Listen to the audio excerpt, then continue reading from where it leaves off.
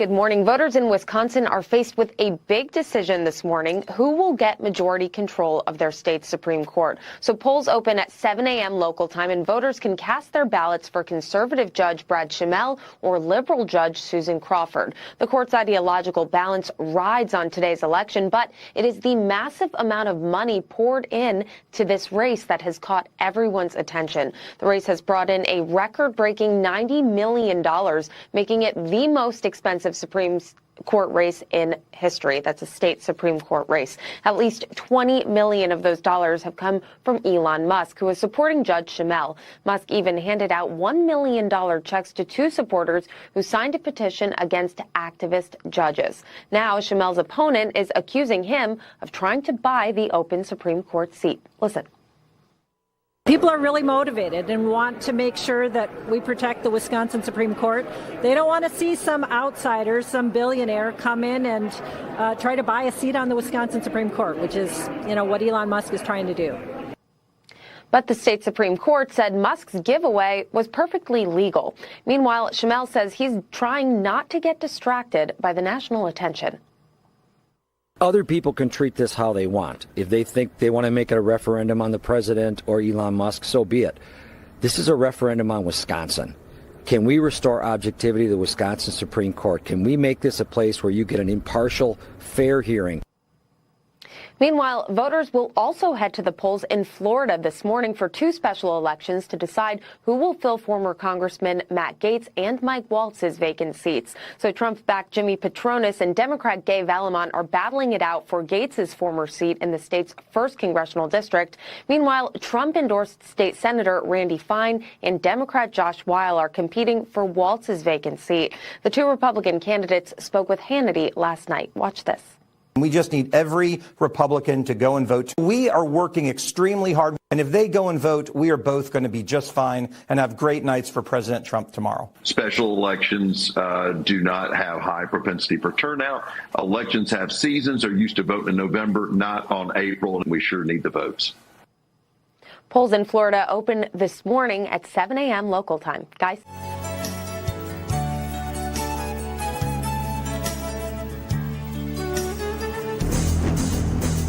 Okay, you two. How the hell with it? I don't care how you do it. Just kill him. Let's get it on.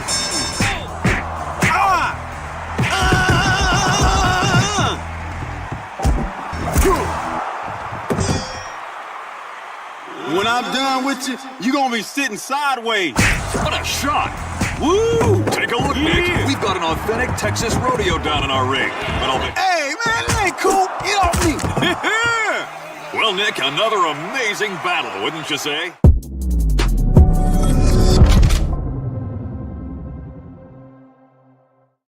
Can you tell that we're older millennials? There's like celebrity death matches at the meme is like, what if this show hasn't been on the air for 20 years? Yes, this is how we were raised. It's like, thank you very much, Comedy Central and MTV. And let's freaking go. We're going to be wall to wall today with an election special. MAGA on the ballot. Today is Tuesday, April 1st, 2025. Hopefully there won't be any April Fool's trickery going on. We hear that it's bad weather in Wisconsin, but we have reports from Wisconsin. Joining the program will be Scott Pressler, along with Randy Fine, who's running here in the state of Florida, Wisconsin and Florida, with special elections today. And we have very positive news coming out of both of those elections. Mark Mitchell from Rasmussen Reports will be locked in, telling us what's happening in the greater overall political landscape and how we can preserve the MAGA movement going forward. As you heard yesterday on the program, pretty obvious what happens if we lose in 2028, if we allow Democrats to take back control, is that, one, they will put President Trump in prison. Two, they will put all the rest of us in jail. They will not stop, and they will open our borders. They will make sure that they do this thing permanently this time, because the election landscape for Democrats looks abysmal. So we got to make sure that we are locked in. Election day in Wisconsin and Florida, locking in Donald Trump, locking in with Barack Obama. Say what again? Donald Trump saying he wants to run against Barack Obama in a rematch, effectively, because it was Trump running against Obama's ghost in 2016. We'll check in on all of it. But this is Trump at the White House along with Bill Maher. Can you believe that? Dana White and Kid Rock. All of them had dinner at the White House last night. We'll bring you updates from that. My name is Benny Johnson, and this is The Benny Show. As we exercise the demons in the economy, as we get back to the actual bedrock, real economy, there's going to be a little bit of short-term pain, as they say. There's going to be a little bit of transience, as they say. Financial experts don't like that word. And certainly, as you've seen, probably in your retirement accounts or in the stock market or crypto market, there's ups and downs right now. Make sure, ladies and gentlemen, that you are on the upward side of the trajectory, that you are getting yourself out of debt, that you are climbing up and out of some of the bad things that happened to the economy over the last 4 years. For instance, the highest spike in inflation in American history. The largest collapse in real incomes based on inflation in American history. Ladies and gentlemen, if you are in debt, frankly, it's not your fault. There's a lot of high expenses out there right now. A lot of people carrying credit card debt, including, well, a lot of people carrying credit card debts of plus 20% interest rates. This kind of stuff should be criminal, quite frankly, in my opinion. American Financing can help you. They can help you in a 10-minute phone call. Save an average of $800 a month. That's exactly how homeowners across America are making sure that they get back on their feet. It's a simple, no-obligation call, and it can change everything. They have a team, salary-based mortgage consultants. There isn't any incentive to lock you into a loan that doesn't make sense. Call American Financing today to feel relief from the Biden economy. 888-528-1219, 888-528-1219, AmericanFinancing.net/Benny. Every time I see these old clips of Joe Biden, I'm like, what have we gone through? Like, it's like a bad dream. You can't really fathom like how the country could have gone so sideways so quickly. You watch Joe Biden like doddering around this fake Oval Office. You see him like falling up the stairs or across a flat surface. Everyone's saying he fell up the stairs. There's one time he was walking at the Air Force Academy. It was a flat stage, and he just fell right on his face. It's like you watch these clips, and you're like, what did we just go through? We can't ever let that happen again. But these people, they're desperate. And they're going to try as hard as they possibly can to rig these elections. That's why the elections in Florida and in Wisconsin are so important.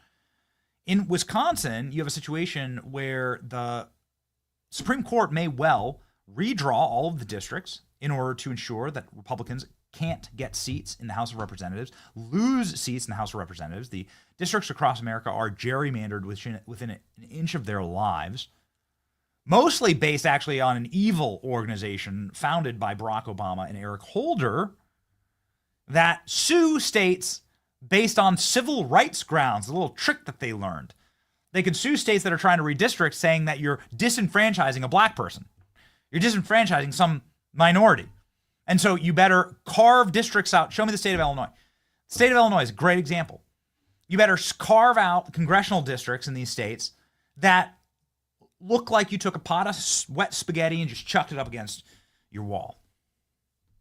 These are like, they're atrocious districts all across America. It's often, this is not the congressional districts, Klein. Those are the counties, buddy. These are like gerrymandered congressional districts. They have robbed Republicans of seats, probably about 20 seats. I'm going to ask Mark Mitchell about this. How many Republican seats should we have in the House versus what we do have based on Democrat lawfare and based on their inability to actually draw correct and fair lines inside of these congressional districts? It's atrocious, and they're trying to do this in Wisconsin. And they're going to do it if they win this Supreme Court seat tonight. And so it's why we're going to spend a lot of professional muscle on this, is how they rig the game. And the other way that they rig the game is by counting criminal aliens in the census. If you have a criminal alien, there is no way to figure out if that person is an American citizen or not based on the current census information. Look at this congressional district. Look at that congressional district in Illinois. Look at these things. Look at that, the periwinkle blue one. Swipe over to the other map. Thank you. What the hell is that? That like little line that shoots through the state like a tapeworm. What the F is that thing? Illinois is famous for this, right? What about the one on top of it, right? That like has all those little carvings there. What they're trying to do here, it's like amazing. What they're trying to do here is they take little towns that vote like lightly Democrat, they don't want to give Republicans extra seats. So they chop the state up like this. Looks like a Jackson Pollock painting.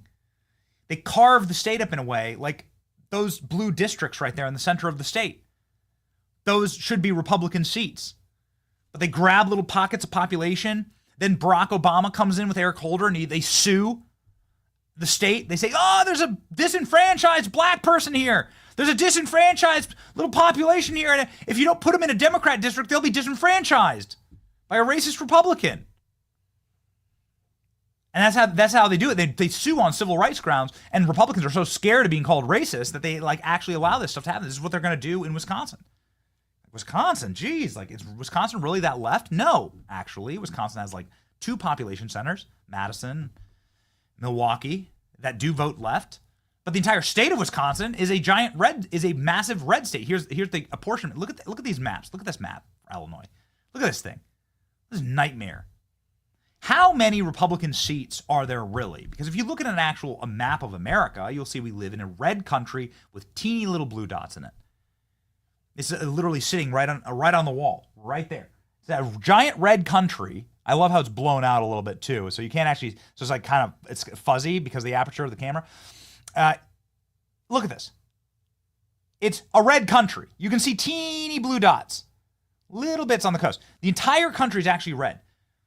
According to studies, there should be like 50 seats for Republicans if you got rid of criminal aliens in the census.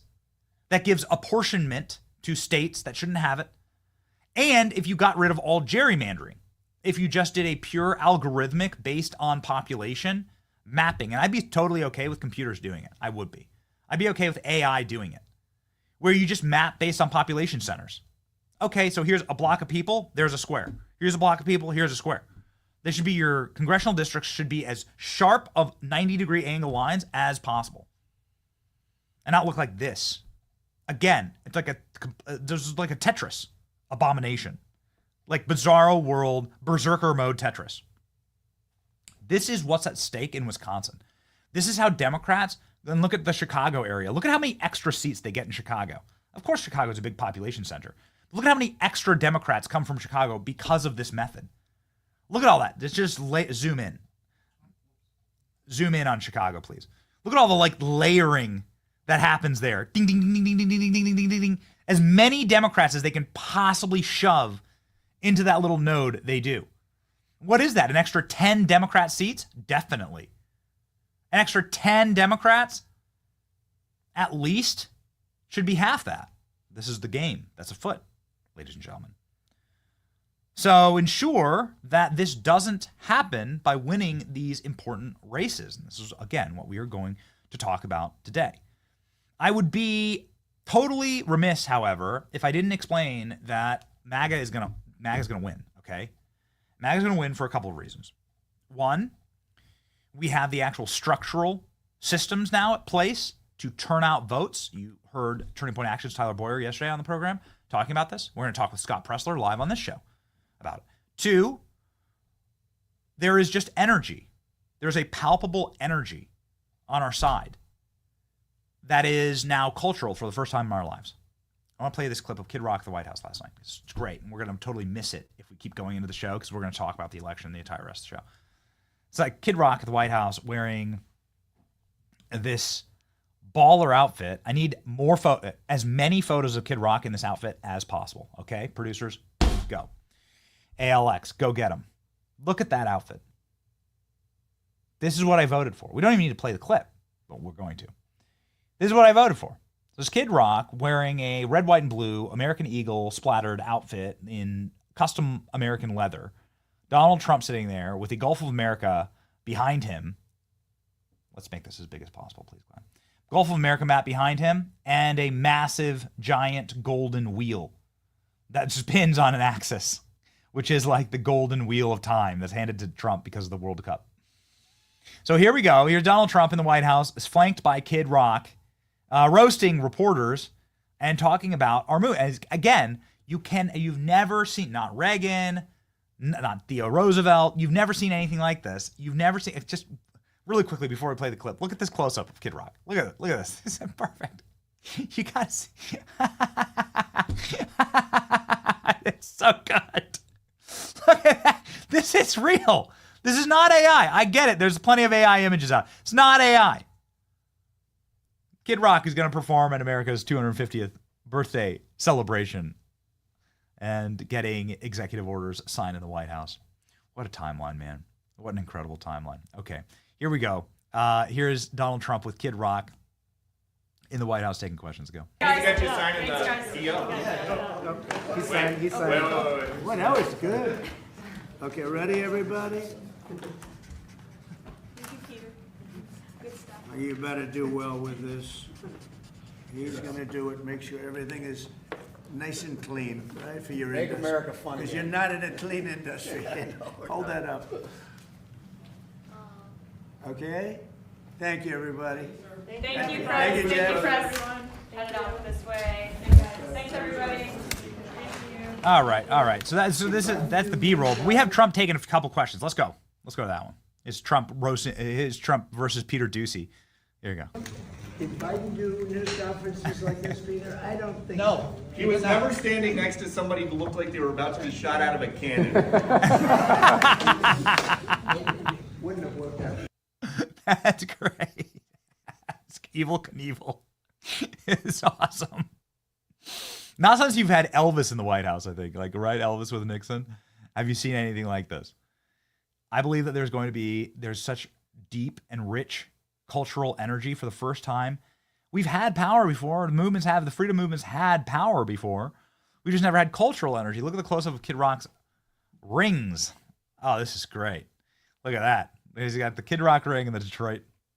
That's the Detroit Tigers D, right? Yeah, there you go. Okay. It's great, man. This is why I think we're going to win. I mean, people are, especially as Americans, we're inborn. We're hard-coded with this with attraction to grandiose and to the living large, to the risk takers, and to the rule breakers. Here's Elvis in the White House, just for reference. I think that Kid Rock actually outdid Elvis, to be quite honest with you. That's great. Okay. So President Trump, pivoting off of all of the news that we made yesterday, announcing that President Trump will be running for a third term. Very exciting and banger of a show yesterday, and we want to say hearts out to the chat. We love you. President Trump answering questions about this. Will I run against Barack Obama?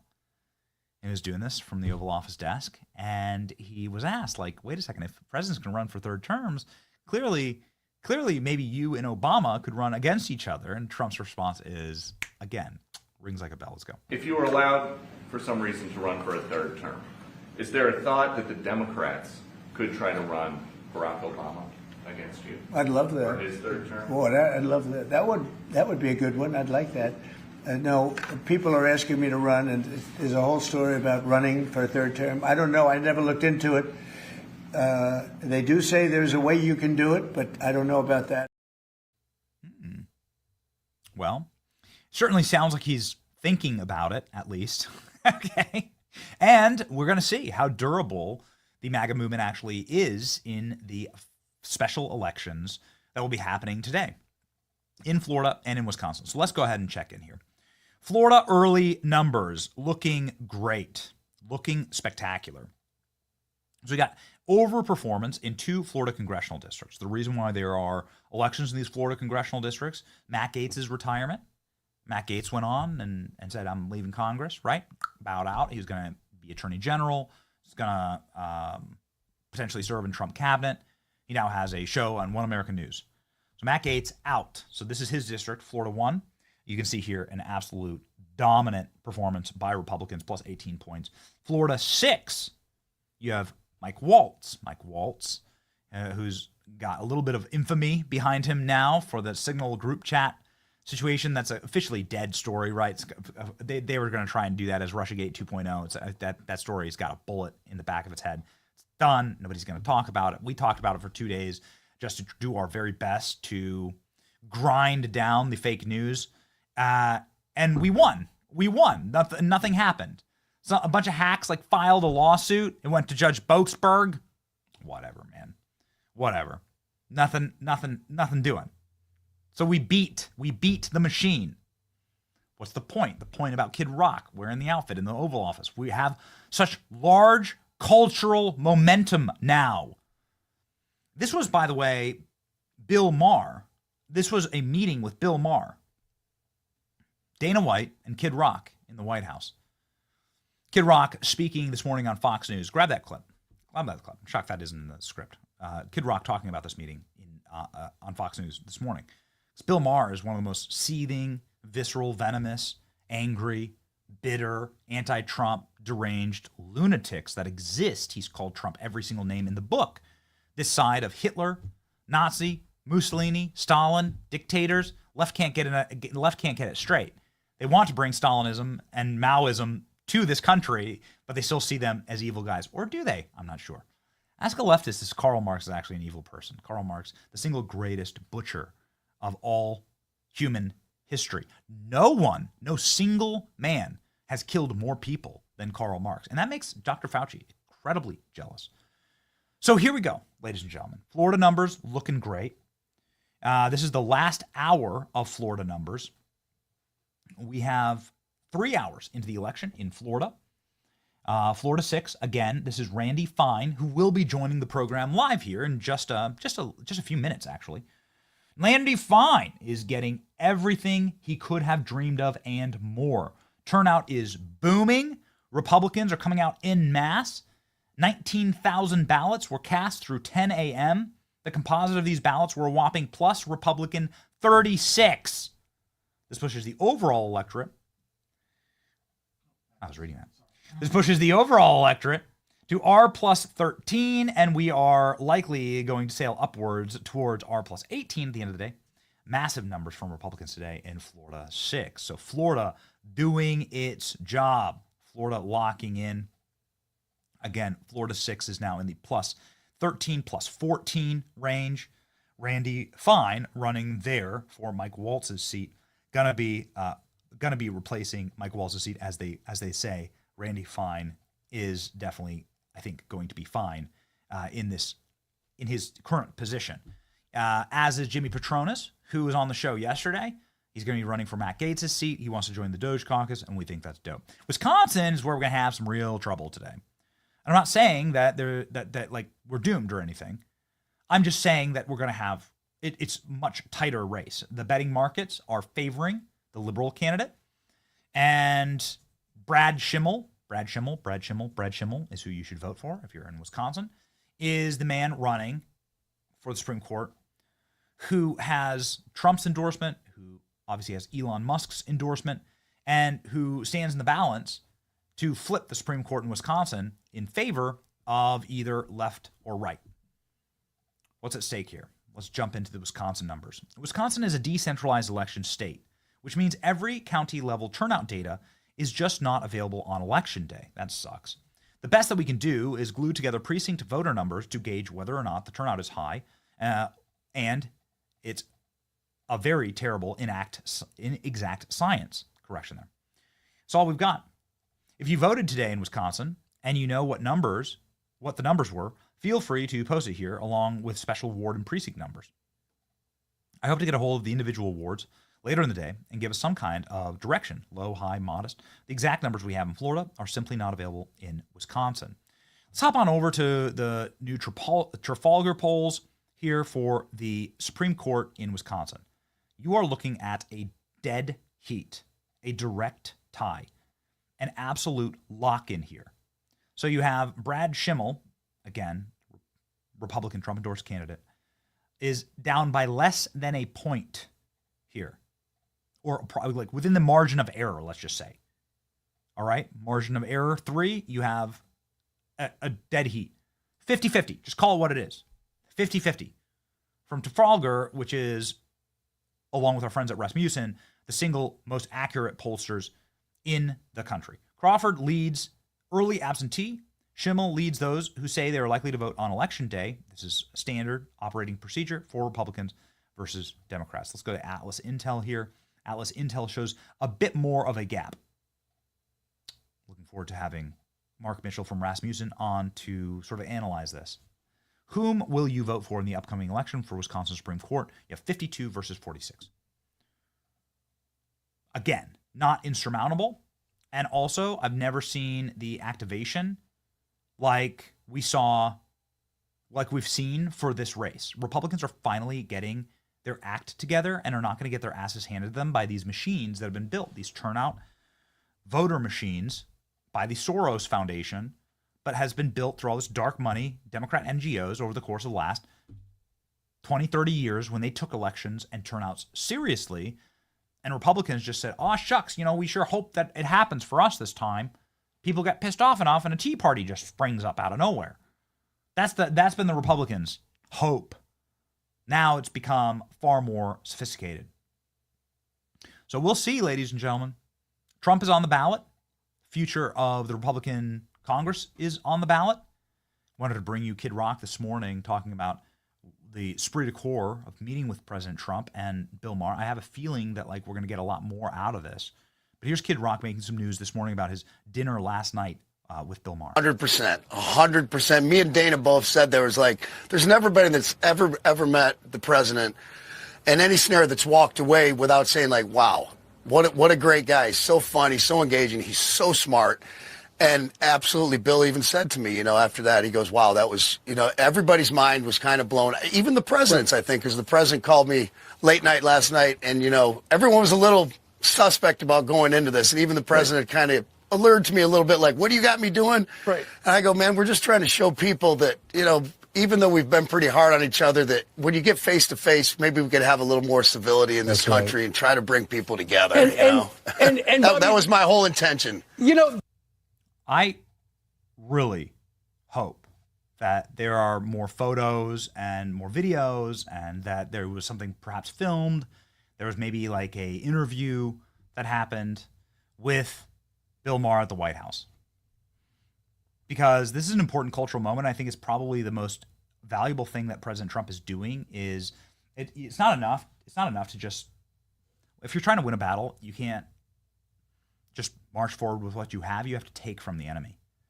Whether you're in a cage match with somebody, whether you're on physically marching across a battlefield, whether it's a digital warfare, you have to take resources from them. You have to starve them out. You have to wound them.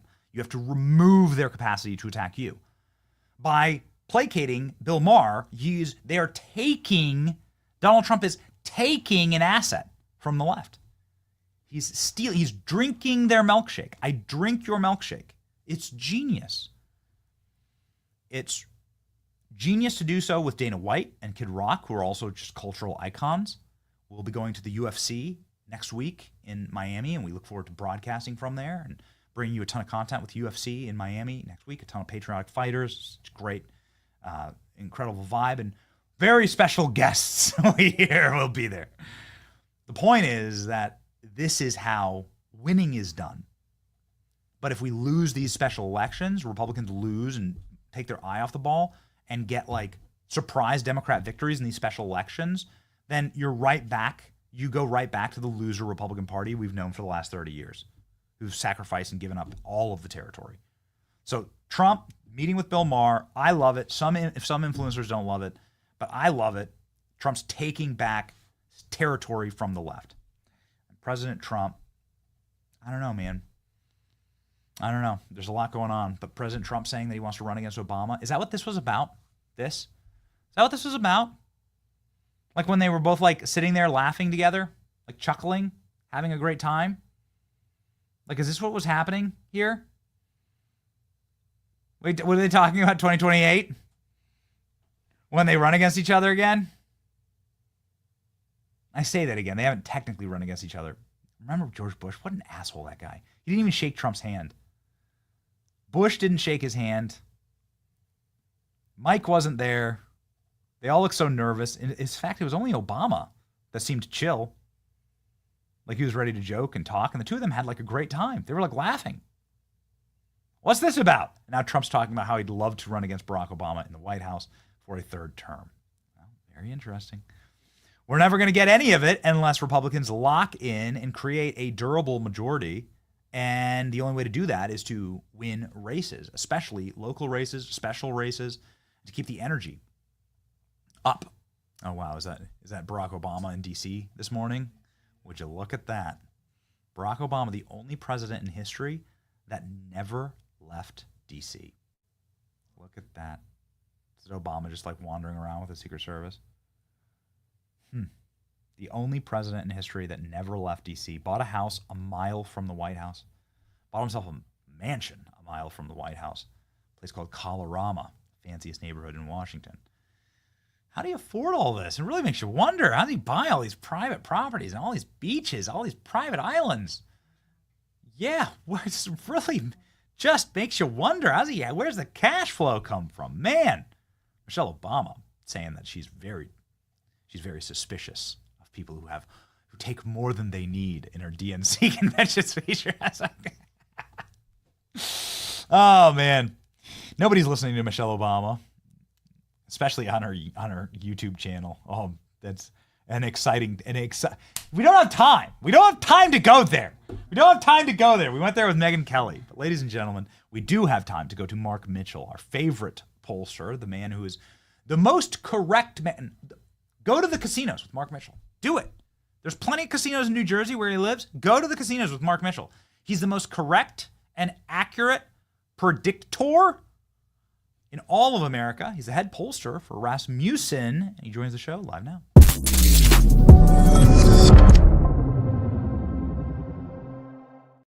Go to the casinos with Mark. I wish it worked. I lost right. $20 on the slots at the Bellagio once, and that's it. That's all I did. No more. I'm no good at gambling, man. Anyway, my entire life's a gamble, right? This show's a gamble. The company's a gamble. Yeah. I have four kids, 4 and under. That's a gamble. And my entire life is just full up on risk. Okay, I'm full up on risk. All right, I just buy gold. That's it. Okay, buried in my backyard. Yeah. Okay. You are the gold standard for pollsters, and there has been some very high. See that we call it the weave, Mark. There's been some very good polls that have come out for Brad Schimmel. If you look at the betting markets, you'd think that this was a totally lost cause. And then Trafalgar comes out over the top yesterday and says, actually, completely a dead heat. What are your thoughts on this, Mark? What are you seeing? Yeah, I don't know. I really have no idea how this is going to go. There were so few polls. I didn't get a chance to go into the field. I applaud Trafalgar for putting this out. Shows Schimmel down 2. I think the margin of error is 3 points. So it is a statistical dead heat. The problem is, it's like the reason the betting market's showing Schimmel losing is because, hey, a bluish state, a special election, a must win, it's a pretty safe bet to bet against the Republican. It just is. And the other polling showed him down farther. So I really don't know. I think that the right actually brought money into this fight, unlike, the normal atypical. That's my understanding, is that some people came in, there was some national money that got put to bear. So maybe, and then on top of that, we have like a huge get out the vote effort. So I think it'll be a squeaker if the Republicans win. But again, it's like looking at these races. Also, the one in Pennsylvania, a big embarrassment. But again, not that big a deal of a race. But the question is, the reason we're all talking about this now is that Donald Trump built a really great machine for getting Donald Trump elected. And what I'm talking with candidates all over the country, like MAGA candidates that want to get involved, that say they're establishment Republican people are just rhinos, they're not running on principle, they have a hard time breaking into it because the money, the national Republican money, goes to establishment candidates because they get the consulting package. Everybody gets their palms greased. And that problem has not been fully corrected. So you're saying that it is non-transferable, and that's been a problem. That's been a problem that we've seen in these elections. Yeah. That the Trump glitter, right? The Trump golden touch is non-transferable. Now, we have only ever seen a President Trump badly battered and wounded after January 6th psyops and after 2020 election shenanigans. And so, like, when you look at like a Kari Lake race, which seems like one of the large kind of beacons of like, wow, why didn't she win? maybe the Trump endorsement isn't transferable. I think there's so many other things happening in the landscape here. What I'd like to ask you about. He has a great endorsement record, but the problem is that they're not flooding the zone with a pipeline of America First principled candidates in a way that is changing the Republican establishment all over the country. Because I can tell you from the polling, J.D. Vance does well, but he trails Trump. And that's a problem. Yeah. So, right. So this election in 2024, it seemed like the table was reset to a degree, winning all the swing states. Very dominant performance. You're the only man in America that predicted the popular vote. You were dead on. You were completely correct. And I think that you can effectively, based on modern elections, call that a landslide. Certainly in the Electoral College, but definitely with a Republican winning the popular vote. When the hell was the last time that even happened? Not sure. I agree 100%. Yeah. So is this a new Trump, I guess, right? Is there going to be more durability in the MAGA movement and votes? Is there going to be more transferability of that movement versus the Trump 2016, which, according to Donald Trump himself, we weren't even planning on winning, right? Yeah, I don't want to be it was a on doomer. purpose. I don't want to be a doomer. The Wisconsin race is important because of the implications for redistricting in the House. Okay. And also, Donald Trump is running a very different administration than he did in the past. And so I think the sky's the limit here with what they're uncovering and the things that they could do to the economy. We'll all have to wait and see. But then there are also very structural reasons why the Republicans are going to have an advantage going forward. I'm just talking about, I don't know if America First policies are going to be the ones in the driver's seat. They will as long as Trump's in the Oval Office. But, 2026, look at the Democrats right now. They're lost in the woods. There's an internal rift between sort of this establishment, Schumer type, that's been in politics and knows the game and wants to win. And then there's this other very vocal thing, like that new influencer Congresswoman candidate that's running, that they think winning is symbolic losses. And so, they would rather lose, but saying we need to tax billionaires. They would rather lose by saying, all the stuff, right? And that's not a viable path forward for them. There's a huge rift, and none of the candidates are polling very well. There's no heir apparent on the Democrat side whatsoever. And then on top of that, you have all of the things that might come out of the Trump administration that we haven't seen yet. We already suspect that ActBlue is under incredible problems. They brought the left in federal elections, according to Grok, brought as much as $9 or $10 billion to bear across all of the different funding sources and in all the different races in the 2024 election. Is that are they going to lose some of that? That's important. That could be a really big thing. And we haven't seen what the FEC is going to do, what the FCC is going to do. We haven't seen what election integrity investigations are going to do. I think all that can have a huge impact. And then the maps look good in 2026 as well. So glad you brought up ActBlue. And I want to get to Trump's overall approval numbers and jump down into what people approve of inside of this administration, because actually the most positive numbers in America, we've never seen anything. We've never seen an administration this popular and this withstanding of new attacks. But since you brought up ActBlue, can you just, because this profession, Mark, and this does get into the weeds a little bit, ActBlue, Win Red, the consultancies, and how the actual campaign operations, gears, and sausages are all made. Can you explain what would happen to congressional Democrats and Democrats wishing to run for office at scale if ActBlue went under? And or this is what it's looking like, was found to be a criminal organization that must be shut down?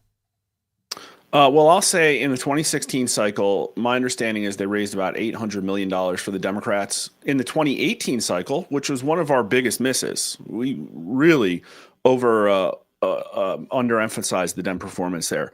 They raised $1.6 billion in a midterm cycle. And so they've been ramping up really fast and pumping a lot of money into Democrats. And you hear over and over again that the Democrats have this vast superiority with small dollar donations. Well, it turns out that it's probably all laundered money smurfed through one of 300 different organizations. And I think the right does this well, only to a lesser extent. And ActBlue is the big one. They're the 800-pound gorilla. And they've been plugged into every one of these organizations and essentially act as like a little money fairy that comes around and sprinkles massive amounts of dollars into campaigns and NGOs and stuff like that. And then I think it raises the bigger question, like, where is all of this money coming from if it's not from all of the fake small dollar donations, the people in like West Virginia in a trailer that donated 15,000 times to the Democrats? So my understanding from people I've talked to is there are multiple state investigations already ongoing into ActBlue. However, that potentially the massive resignation of 7 people, including their general counsel, was probably triggered by some type of like federal look into the company. So we'll see, but that's going to be a big one. That could cut off billions, just completely cut it off. Yeah. I mean money like the money that's probably getting dumped into Wisconsin right now. Yes, that's right. That's exactly right. All yeah. All the USAID money meant for trans newts in Somalia and it's gone right into the Supreme Court race. Okay. There are some really bright, regardless of what happens in Wisconsin today, there are some really bright spots for the administration. President Trump, especially after this whole Signalgate debacle, it seems like, you know, they threw everything they possibly could. I mean, that was like a layup to really damage the administration, to scalp a number of like high-level targets. Hey, we got rid of Vance. We damaged Vance forever, and we got rid of Hegseth, and we got rid of the NSC advisor. What was the result after all of that? Donald Trump's approval went up a point. It's like, I mean, really, to be honest with you, it's 51 today. But you're right. If you look at Google Trends, there was a massive spike in searches for the term signal. That's not organic. That doesn't just randomly happen. Like it was everywhere in the media. I even went to Reddit, the politics subreddit. And back on Wednesday, 18 out of the top 20 stories were about Signalgate. So they really thought they had Trump this time. It's like meme. It's like, honey, bring your boyfriend. They finally got Trump. And it's his approval rating was the bold Wojak meme. Yes, exactly. Yeah. I mean, you know, they got this Vanity Fair article out saying poll Americans disapprove of Trump's handling of pretty much everything, but it's a fake narrative. Listen, his approval rating's not high by historical standards, but it's not going to be in this kind of environment. He came in about where Biden came in, and he's sitting at 51%. I think that's where it's going to stay because they've thrown everything at him. This isn't first term where people actually thought, oh man, like Trump might be a Russian asset, and his approval rating got into 30s. I don't think that's going to happen at all. And then, of course, Biden has his Afghanistan problem. And so it's like, unless something of that magnitude happens to Trump, he's kind of just going to stay. Maybe he'll go into the high 40s. That's what I kind of predict. But that's really good because Obama spent a lot of time in the low 40s and high 30s even. So he's doing great. And even on the issues, you know, everybody's saying, oh, he's polling horrible on the economy. Well, not according to us. We have him 30% excellent, 18% good. So that's 48% excellent or good on the economy, only 40% poor. And they're even trying to say that he's doing bad on immigration. I have him at 53% excellent or good, 40% excellent, only 33% poor. Like Biden, I don't think Biden even got into the 40s on anything. And so Trump's coming in and executing. And as we've said on your show before, you know, right track is still 45%. Super high, higher than like 99, 98% of all of our other polling. And that's it. People are getting what they want. They're going to run. I think they're going to run PSYOP after PSYOP. Like every Tuesday, you're going to see a new one coming, you know, hitting, and they're going to try again. And it's just not going to work. From March, I mean, I can't believe it, man. You are aligned. That CBS is more right wing than you, Mark. What have you done wrong, Mark? CBS saying that 58% approve of Donald Trump immigration policies. See, yeah, we're not always the highest Trump number, and all it really takes is for a mainstream media outlet to have a $20 billion lawsuit, you know, and then all of a sudden they're honest. I'm sick of having these fake news liberal pollsters on my show. Okay, let's bring on someone from CBS, quick. Okay, quick, get me CBS. Mark, look, I mean, just showing like you're in line. I mean, obviously, like this is a really people do like what's happening. Now we got to like actually lock it in and claim the victories, right? Take on the battlefield. Mark is one of the people that actually shows us what the battlefield is. You must know thy enemy. You must know the real numbers. Mark's never, ever lied to this show, and his numbers ring like a bell, man. Again, take the man to the casino if you're in Atlantic City. Mark Mitchell of Rasmussen Reports. Follow him and make sure that you're getting a lot of good information. Well, look at this. We're getting you to 100K. We're doing it today. We're doing it today. Oh, really? Hey, Alex, get ready. Awesome. Send tweet. We're getting Mark to 100K today. Send tweet. Mark Mitchell. Godspeed, man. It's like my birthday. Thank you. Is it it's your awesome, birthday? Benny. No, it's not. It's like my birthday. You know, once you get over 40, you don't care about your birthdays. Exactly. So this will just, this will be this year's birthday. I'm staring down the barrel right now, man. I'm staring down the barrel. Oh, yeah. And I'm like, I was like, and I have these two little boys now, and it's like I must extend the event horizon to where my boys can kick my ass. Okay, I will be in shape. I will not let my boys tackle me to the ground. Like, I won't let it happen. Okay, it changes you, So yeah, well, I still have. My oldest is 12, and I still have, I think, 8 or 10 years before that happens. So gotta do a big 5 lifting program, and then you're fine. Every father's struggle. That's right. Yeah. God bless you, Mark. Thank you, man. Thank you. Thank you, Godspeed.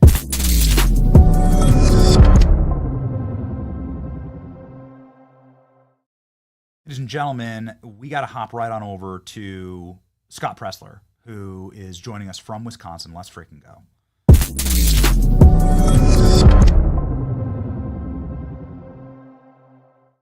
Scott, no introduction needed. Everybody knows who you are. I'm somewhat upset that we don't have like the full Legolas hair today, but that's that's something that I'm not really going to worry about. Okay, we'll go full Legolas when we win the battle for Helm's Deep, which is where we're at right now. So Benny, the odds are against you, Scott. What's going on? Well, this is wartime Scott. Benny, wartime Scott doesn't have time to do his hair. We will do our hair after victory, after the polls close today at 8 p.m. Wisconsin Standard Time. But really, I want to tell you what is at stake in this election and why I drove 8 hours to Wisconsin and why I've spent nearly 2 weeks here doing everything I can to get out the vote. I want to be clear to every Trump supporter out there in all 50 states. You should be talking about this election today. Our candidate is conservative Brad Schimmel, running for the Wisconsin Supreme Court. Now, I want to remind the listener at home, 2 years ago, I went to Wisconsin and the court flipped from conservative to liberal. Wisconsin elected leftist Janet Protasevich to the court, which flipped the court to liberal. And then what did they do? They redrew state maps, and Republicans lost seats in the House, in the state House. They reinstated drop boxes, and we lost Eric Hovde, who should be a 54th senator in the United States Senate right now. So these Supreme Court elections, Benny, have statewide and they have national implications. Now, even worse than Janet Protasevich, what is at stake in this election? Hear me, MAGA. Hear me, America First. Hear me, Trump supporters. If we don't elect Brad Schimmel today by the close of the polls at 8 p.m. Standard Wisconsin time, then the leftist court is going to redraw congressional maps. You will likely lose Republican Derek Van Orden and Brian Steele over in Janesville. He is also at risk of being redistricted by the leftist liberal court. So make this election not just about Brad Schimmel. Make this election about President Donald Trump, that he should not just have 2 years to govern like in his first administration, but he deserves all 4 years. And that means that we must protect his ability to keep a Republican majority in the House of Representatives so he can govern, so he can legislate, so he can have the power of the purse, so he can do investigations. All of that is on the line, and I humbly ask for every Wisconsinite, you talk to every person you know, and you get them out to vote for Brad Schimmel, for Brittany Kinzer, so we can have school choice, Benny, and yes, to voter ID, and we will enshrine voter ID into the Wisconsin state constitution. Mic drop. Mic drop. So there was a mic drop on election night in 2024. You helped facilitate the victory in Pennsylvania, but Wisconsin was also very important. Yes. About Wisconsin, this was a key to unlock the entire Midwest, and the results were razor thin. Trump did win, but we lost a Senate seat that should have gone again to Eric Hovde. And we have the map here. I mean, it's crazy. The results, I mean, it's not the kind of margins that you want to see. So it's 40, it's like, put it up, 49 to 48. It's like less than a point, Scott, was the Donald Trump versus Kamala Harris map here. What is the difference maker tonight? The difference this is a base turnout election. So in the past 4 days, I can tell you that earlyvoteaction.com, we have texted 450,000 voters across Wisconsin, peer-to-peer texting. Thank you at home, the volunteer that has been texting every single day. And we aren't just focusing on places like Milwaukee or Madison. No, Benny, this is base turnout. What does that mean?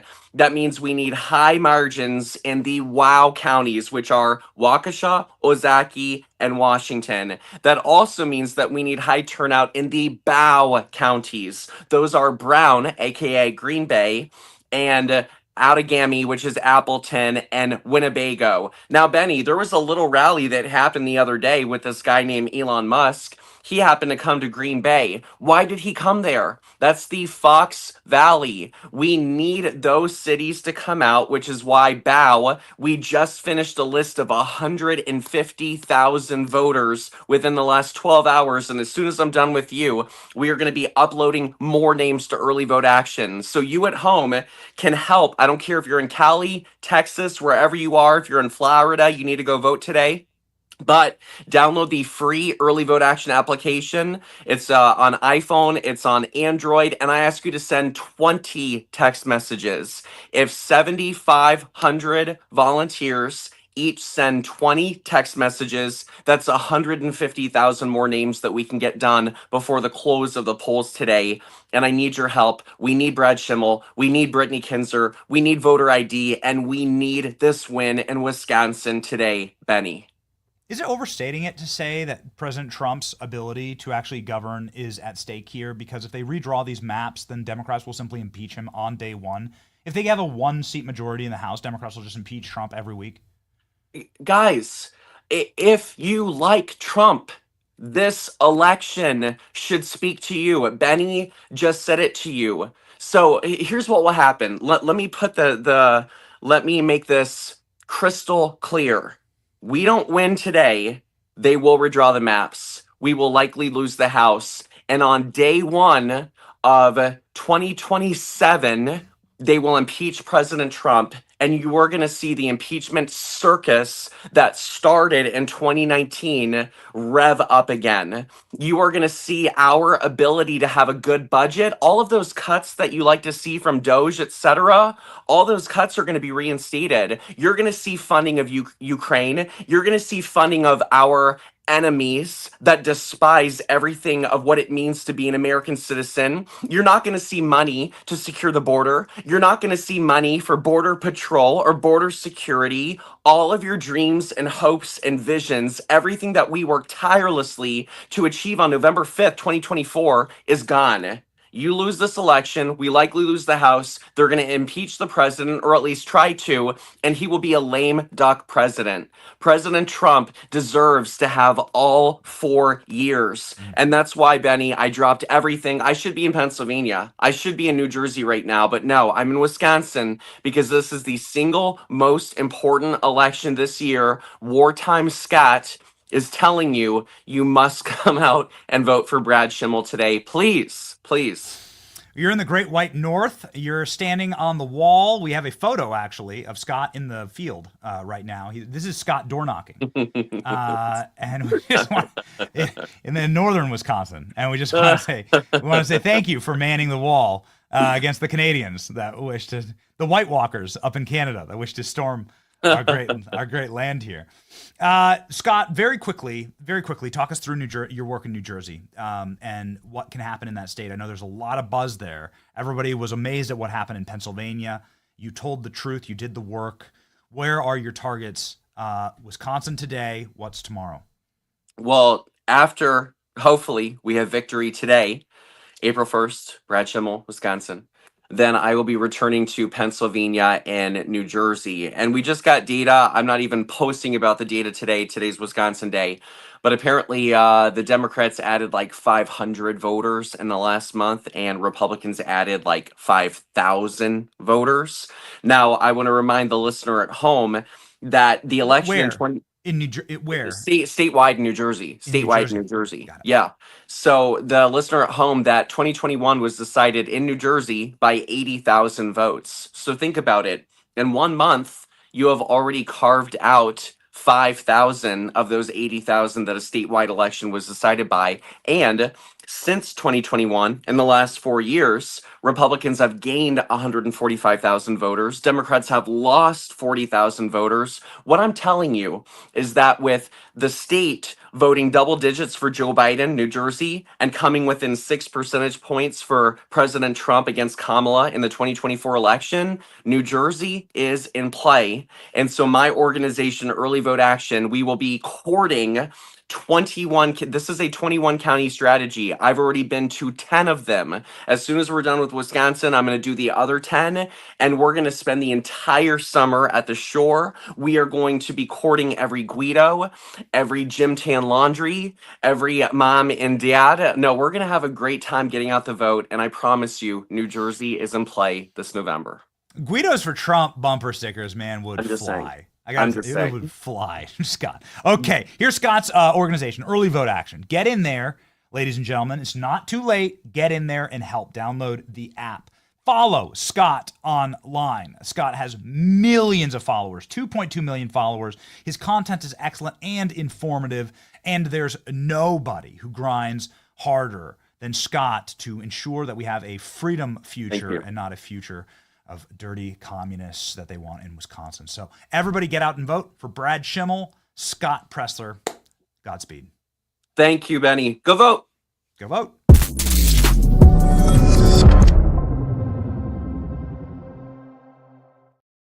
Ladies and gentlemen, it's a important moment to take pause and recognize that, like Kid Rock's in the White House, RFK Jr. is in charge of America's health.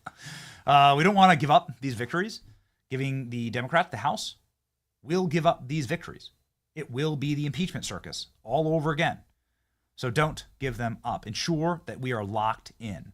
We're locked in the new year. MAGA is a big deal in my family. My nurse wife, Nurse Kate, loves MAGA. And also she loves it when I'm healthy because I'm, well, not as grumpy and not as much of a jerk. You got to make sure that we are protecting ourselves. Health is wealth, and it comes from the ability to defend ourselves, to defend our movement, and to defend our own health, ladies and gentlemen. That's why I'm proud to be partnering with Brickhouse and their incredible Field of Greens product is something that I use on a regular basis to ensure that I'm getting my fruits and vegetables and vitamins. America's confidence in healthcare has hit a 24-year low, and there's a new administration in charge on the horizon. It takes time. Your health can't wait. I'm getting control of my health with Field of Greens. It's something that is so easy, whole fruits and vegetables that I use in my diet every single week. Get your health journey started today. Make sure that you are using Field of Greens. There's a heart health group, kidneys, lungs, metabolism group, even a healthy weight group.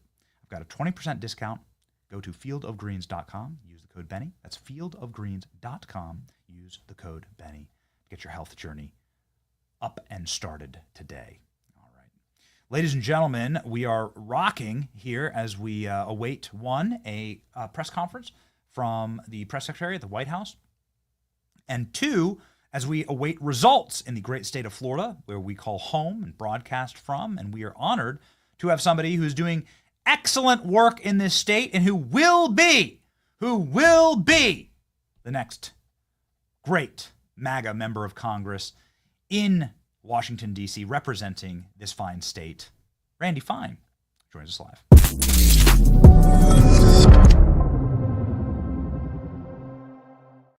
This is great. Look, I was looking at the shot. I was like, this is great, Randy. Fantastic. I was the big MAGA hat. You get in the car. You're planting yard signs. How's it going, sir? It's going great. We're actually just going from precinct to precinct. So sorry you're getting the in-car studio. But Please. we are working hard through the tape. We just need conservatives to get out, go to my website, voterandyfine.com, find out where to vote, and go and vote. Turnout's been very promising today, but we got to run through the tape, put up a big number for President Trump. Yeah, that's exactly right. I mean, we can do it. We can do a little touchdown dance because we're thrilled with these numbers. You've got to be pretty excited. I mean, obviously you have the Trump endorsement there. You're rocking the solid MAGA hat. I mean, it's not that's like the MAGA hat you can see from like 2,000 yards away, right? I respect that. It's not the small letters, it's the big letters.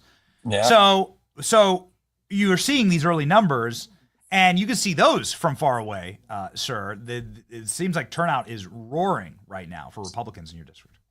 Well, Republicans always told us they were going to turn out on election day, and they're proving that right now. You know, that's when they want to vote, particularly in a special election. So the ones that are voting are getting out. We're extremely excited by the first few hours, but there's still a whole lot more left to vote. And so if they go to my website, voterandyfine.com, they can find their precinct. This election is in 6 counties. So each county has its own rules, its own precincts. They need to find their precinct and they need to go. And by the way, it only takes about 2 minutes to vote because there's only one thing to vote for. So you go in, you bubble next to my name and you leave. It's not a long ballot.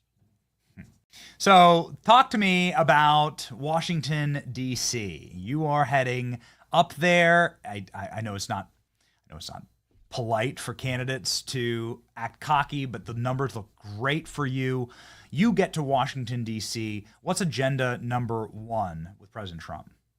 Well, look, I've got to be honest with you. I will answer the question, but I prefer not to count my chickens before they hatch. So we're very focused on just getting through 7 o'clock. What I will say is this: should I win tonight, I will go up there and there will be no more loyal soldier for President Trump's agenda. He's why I'm doing this. I believe that God saved his life in Butler, Pennsylvania, so that he could save the world. I think that was divine intervention. And I'm not going to get in the way of making that happen. You got to support the team captain. We've learned that in Florida. The reason Florida went from a swing state to a red state is because we worked together as a team. And we need to do that with President Trump to show the country we can govern. And when we do that, we're going to end up taking over and increasing our majority and doing even better long term. And that's what I'm going to do.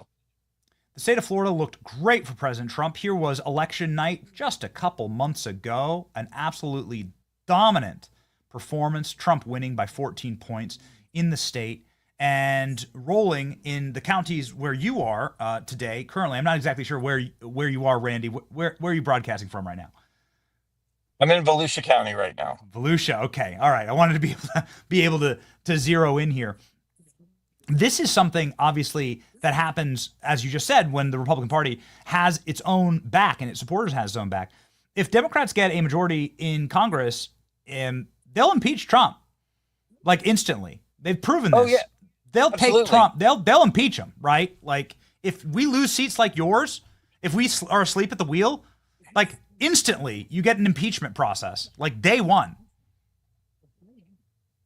The guy I'm running against, that's what he promises. That's how he markets. Wow. He says, elect me, we'll take control of Congress, we'll stop the Trump agenda, and we'll impeach him.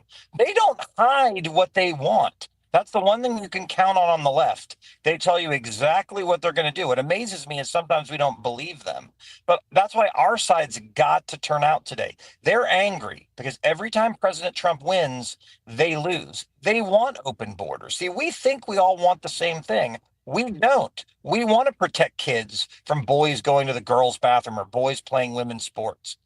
They don't. So every time Trump wins, they lose. And that's why we've got to work hard, which is why conservatives need to go vote right now. They may not think they need to because, oh, President Trump's in charge, everything's great, but that's not true. The majority in the House is super narrow. They need to go to my website, voterandyfine.com, find their polling place, and go vote right now. They might even meet me at the polling place. I'm wandering around, going and talking to people.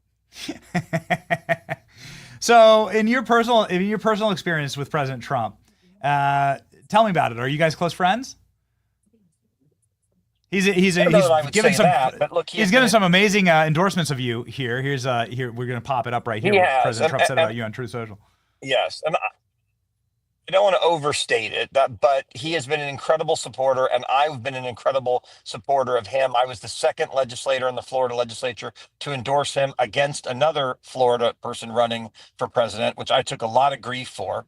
And I believe in what he does. I believe that not only does America need Donald Trump, but the world needs Donald Trump. I mean, many people know this. I'm Jewish, and I don't believe October 7th would have happened if Donald Trump was president. We need safety and security in the world, and that is what he brings. So I'm all in, and I'm incredibly grateful. He tweeted it out yesterday. We did a teletown hall on Thursday, and I am super appreciative for what President Trump is doing for me. I won't ever forget it. And he does it, and he asked me to run because he knows that I'm not afraid to grab the sword, run up the hill, and cut the head off the dragon. And I've done it in the Florida legislature for 8 years, and I'm going to do it for him when I get to Washington. You have 2 sons, right? Is this correct? You have 2 boys? I do. Yes. Yep. And there's been a bit and of a resurgence. They're texting me constantly. Yes. There's a bit of a resurgence in masculinity. How are you doing, Dad? How you doing, Dad? Yeah. Oh yeah. I don't have a problem with that. I don't have a problem with that with my kids. No. Yeah. They're boys. Yes, and it's good. It's incredibly important to preserve masculinity for our boys and to preserve a society and culture that doesn't degrade them and that doesn't view them as lesser than, right? Or try and steal their masculinity from them. I think Father of Boys is such an important thing, and also because our party is embracing masculinity, because Kid Rock's at the White House and Dana White at the White House last night, you're seeing young men actually shift hard to the right. In fact, like harder than even their grandfathers. They're more right-wing than their grandfathers, which I think is one of the best trends in America right now. Can you speak to that trend as a father of boys? Should not have to apologize for being boys. Yeah. No. Sorry, I didn't mean to cut you off. Yeah, no, I mean, ahead. please, the floor is yours. Can you speak to that trend? And also, are young people showing up and voting for you, Randy? So what I would say is boys should not have to apologize for being boys. You know, I made a decision when my kids were born to take them to every national park. They love to get dirty. They want to swim in the lakes. They just want to get out there and go and be boys. We need to embrace that and tell them they have nothing to be ashamed of. And so I'm really proud of my sons and all the support they've given me throughout this campaign. And yes, conservatives are turning out. We're so excited about the young people who've gotten involved in this because they know the Democratic plan is terrible. I mean, it's going to basically send us down a path we don't want to be on. Yes, it's true. Another parent right now speaking live from the White House press dais. Randy, you'll be up in D.C. soon. Godspeed, sir. Proud of you, and we're proud of you representing Florida. Godspeed. Thanks. Just everybody needs to come vote. Thanks, buddy. Go vote. Go vote for Randy Fine. Here we go, On ladies another and gentlemen. note, at our southern border, there is more massive news. Southwest border crossings in March fell to the lowest level in American history, down 94% from March of last year under President Biden, when 137,000 illegal aliens poured across our wide-open southern border. Thanks to President Trump's leadership, Border Patrol agents are now back to doing the jobs they signed up for, securing the border, rather than serving as travel agents for illegal aliens. The Los Angeles Times captured the Trump effect on the border with a recent article. Their headline read, "California-Mexico border, once overwhelmed, is now nearly empty." With so few migrants coming into the U.S., they wrote, "Shelters that once served migrants have completely closed." Deportations of illegal aliens who threaten the safety of the American people are also continuing at a rapid pace. Over the weekend, the United States military transferred a group of 17 violent criminals from the Tren de Aragua and MS-13 terrorist organizations to El Salvador. And an illegal alien who was released by the Biden administration into our country was just arrested in Georgia and charged with the horrific killing of Camelia Williams, a mother of 5 and grandmother. The suspect has now been indicted on charges of malice murder, felony murder, aggravated assault, rape, aggravated sexual battery, and necrophilia, which for those who don't know, necrophilia is a sexual obsession with a corpse. This suspect was ordered to be removed in July 2023, but the Biden administration allowed him to stay. This case represents the ruthless murderers, rapists, and pedophiles who Joe Biden and Democrats let into our country over the past 4 years through our southern border. They should have never been here in the first place. Keep this in mind the next time you see Democrats protesting future illegal alien removals from our country. President Trump is focused on fulfilling his greatest obligation, to keep the American people safe and to defend our country from violent invaders. Looking ahead to tomorrow, April 2nd, 2025, will go down as one of the most important days in modern American history. Our country has been one of the most open economies in the world, and we have the consumer base hands down, the best consumer base. But too many foreign countries have their markets closed to our exports. This is fundamentally unfair. The lack of reciprocity contributes to our large and persistent annual trade deficit that's gutted our industries and hollowed out key workforces. But those days of America, beginning tomorrow, being ripped off are over. American workers and businesses will be put first under President Trump, just as he promised on the campaign trail. The president's historic action tomorrow will improve American competitiveness in every area of industry, reduce our massive trade deficits, and ultimately protect our economic and national security.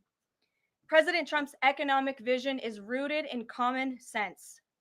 America will offer companies the lowest taxes, energy costs, regulations, if they make their products right here in the United States and hire American workers for the job. It's simple. If you make your product in America, you will pay no tariffs. We have already seen a number of the largest companies in the world respond to this economic approach.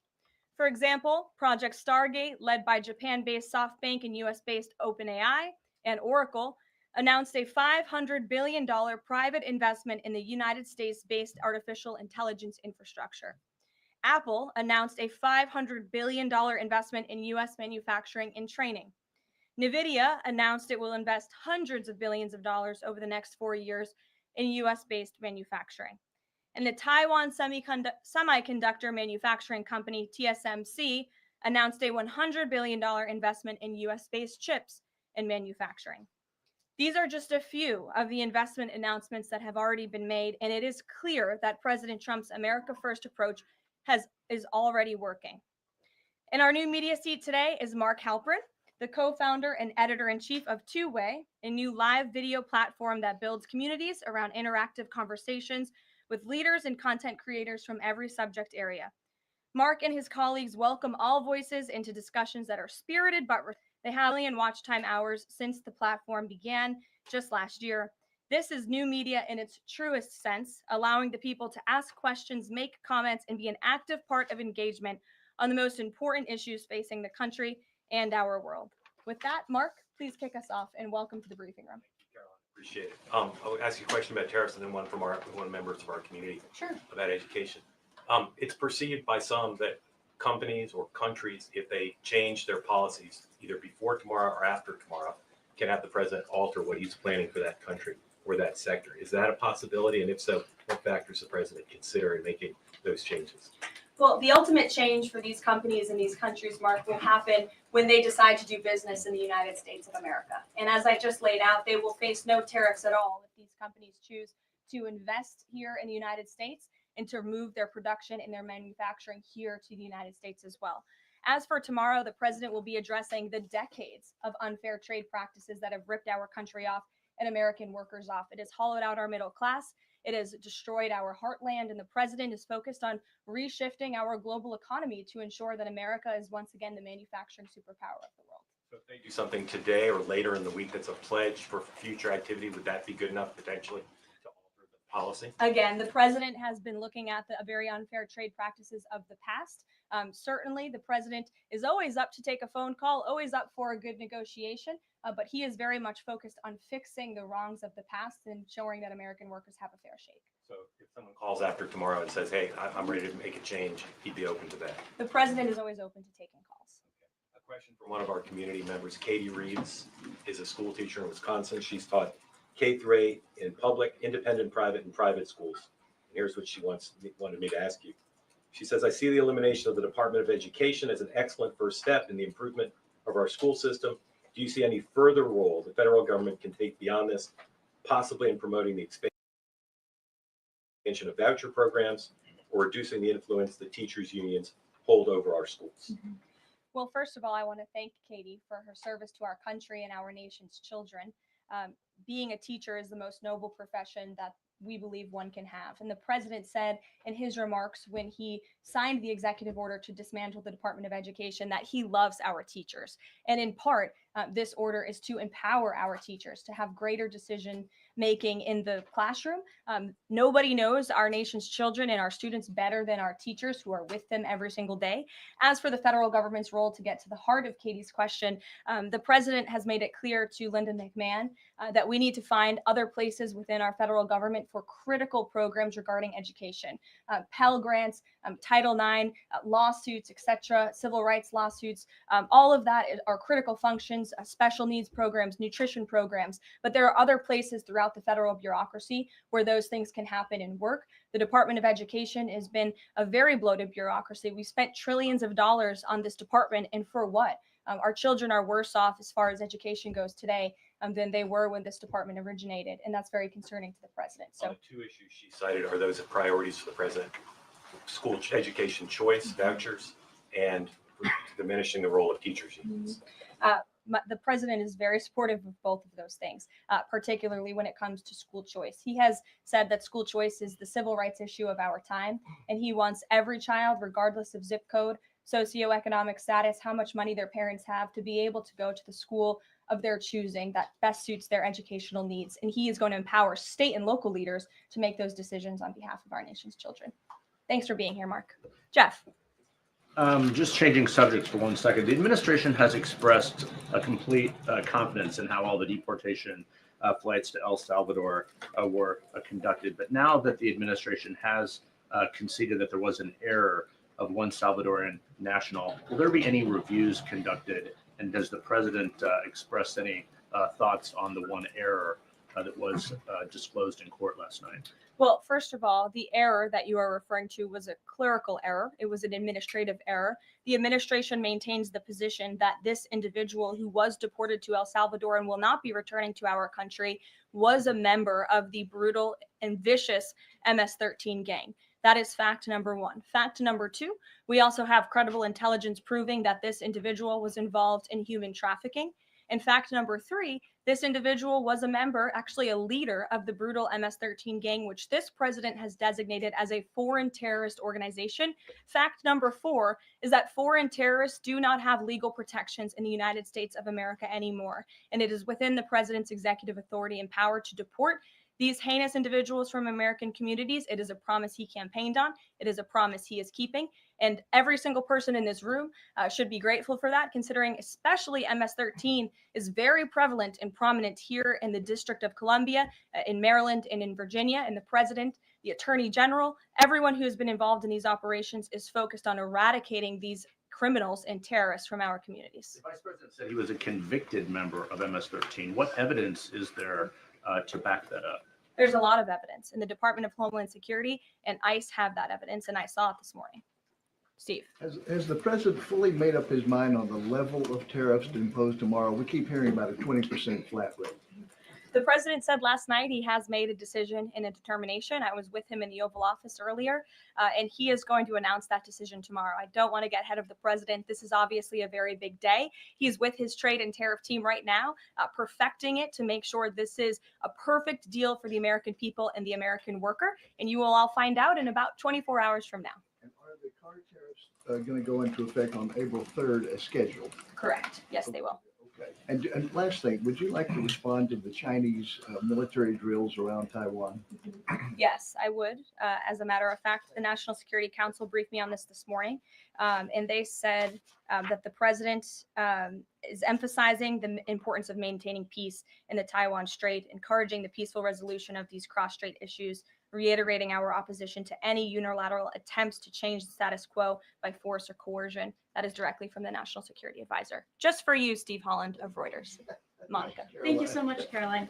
Elon Musk this week revealed that Doge found that the Biden administration issued over 2 million social security numbers to illegal aliens, found 20 million dead people marked as alive in the social security system. Has the White House confirmed these numbers with Elon, and is the White House looking into correcting this? I'm not sure about those specific numbers that Mr. Musk cited. I can tell you what the Social Security Administration has said themselves, according to an Inspector General's report that was conducted last year, showing there was nearly $80 billion worth of fraud in this program.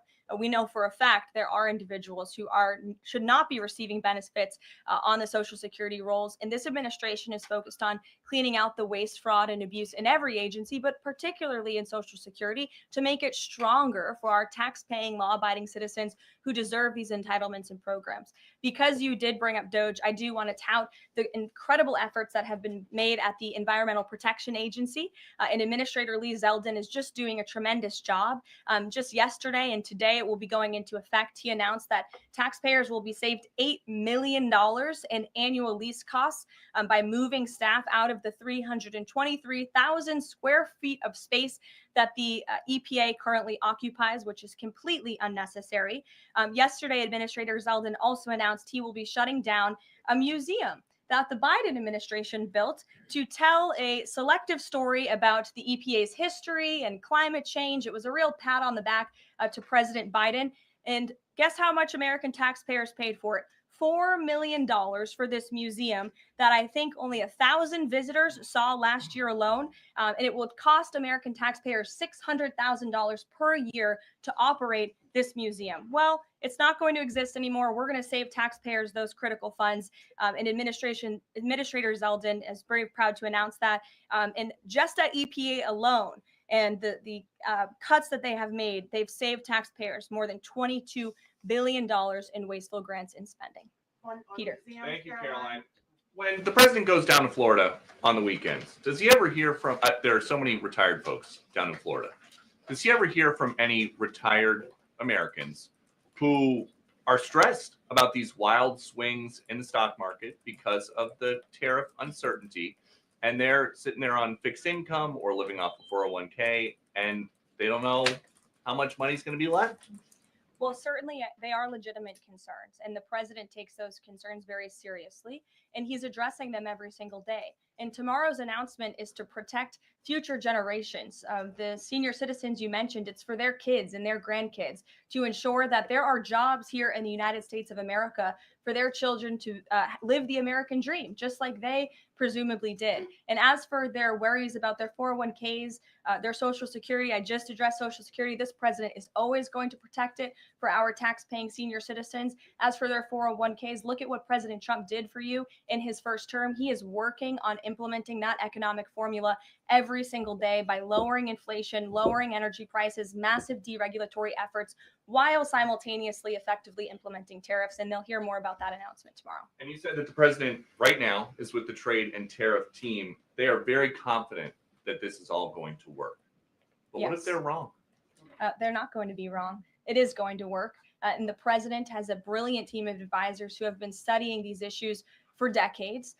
And we are focused on restoring the golden age of America and making America a manufacturing superpower. And again, Peter, I would point you to the investments that have already trickled into this country. And the president hasn't even made his tariff announcement yet tomorrow. There have been billions of dollars in private investments from around the world pouring into American communities. What does that look like for those watching at home, for the people you mentioned, worried about their own economic circumstances? It means more jobs in your communities, which means more money, more investments, more money in your pocket. That's what the president is committed to.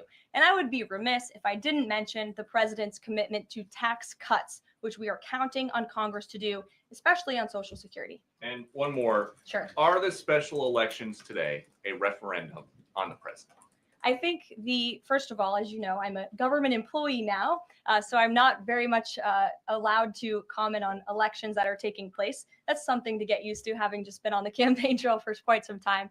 But the president is the leader of the America First movement and the MAGA movement. And that was made very clear on November the 5th when he received nearly 80 million votes. I could also say that it is the constitutional right of every law-abiding American in these places where these elections are being held to vote.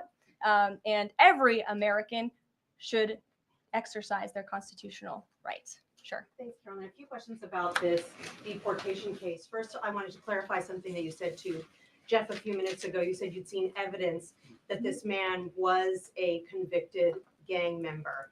In what court was he convicted and for what? This individual was an MS-13 ringleader. This individual was also engaged in human trafficking.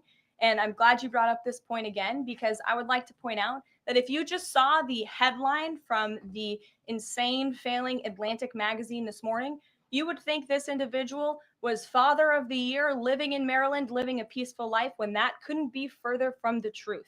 They didn't even mention in the title of that article, or even in the first paragraph, that this individual is an illegal criminal who broke our nation's immigration laws. He is a leader in the brutal MS-13 gang, and he is involved in human trafficking. And now MS-13 is a designated foreign terrorist organization. Foreign terrorists have no legal protections in the United States of America.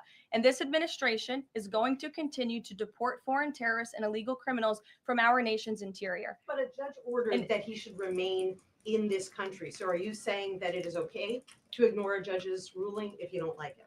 Who does that judge work for?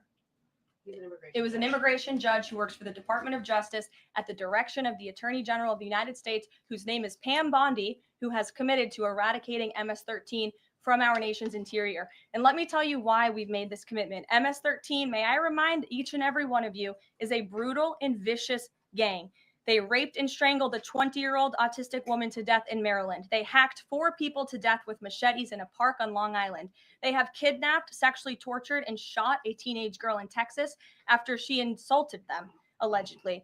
Killed and mutilated a 17-year-old girl in Virginia, stabbing him 16 times and cutting off his hands. They beheaded and cut out the heart of a man in Washington, D.C.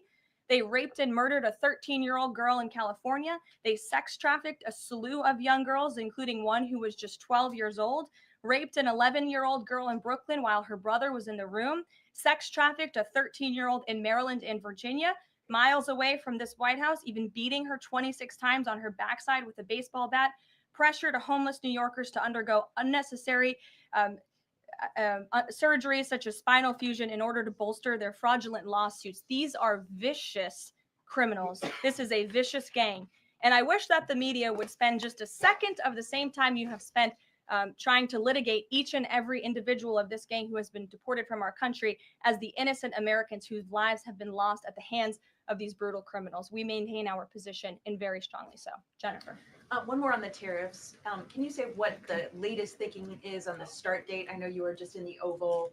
Are they all going to take effect this week on the reciprocal tariffs? And whenever they start, is that enough time for companies and everyone involved to adjust to that start date? My understanding is that the tariff announcement will come tomorrow. They will be effective immediately.